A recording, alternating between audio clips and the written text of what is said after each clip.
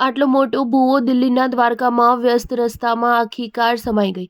દિલ્હીના દ્વારકામાં sector 12માં KM ચોક પાસે સોમવારની રાત્રે અચાનક રસ્તા પર ભૂવો પડવાથી દુર્ઘટના સર્જાઈ હતી। આ અકસ્માતમાં એક કાર ભૂવામાં પડી ગઈ હતી। જો કે સદનસીબે કાર સવારને વધુ ઈજા નથી થઈ, પરંતુ આ ઘટનાને લઈને દિલ્હીના ખરાબ રસ્તા ફરી એકવાર ચર્ચાનો વિષય બન્યો છે। સ્થાનિક લોકોના જણાવ્યા અનુસાર આ રસ્તો પહેલાથી જ કમજોર હતો અને વારંવાર ફરિયાદ કર્યા બાદ પણ તંત્ર દ્વારા કોઈ ધ્યાન નહોતું અપાતું। વરસાદના કારણે રોડ પહેલેથી વધુ કમજોર થઈ ગયો હતો, જેનાથી આ અકસ્માત સર્જાયો હતો। લોકોએ આ અકસ્માતનો વિડીયો બનાવી સોશિયલ મીડિયા પર શેર કર્યો છે।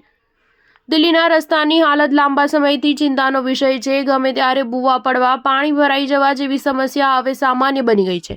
દ્વારકા, રોહિણી, લક્ષ્મીનગર, કરોલબાગ સહિત અનેક વિસ્તારમાં રસ્તાની બહાર ખરાબ સ્થિતિના કારણે અવારનવાર આવી દુર્ઘટના બનતી રહે છે। થોડા સમય પહેલા પણ PWD મંત્રી પરવેશ વર્માએ અધિકારીઓ સાથે અનેક મહત્વપૂર્ણ વિકાસ પરિયોજનાનું નિરીક્ષણ કર્યું હતું। તેમણે રસ્તા બનાવવા અને રિપેરિંગના કામની પ્રગતિની સમીક્ષા કરી અધિકારીઓને કામમાં તેજી લાવવા માટે નિર્દેશ કર્યો હતો।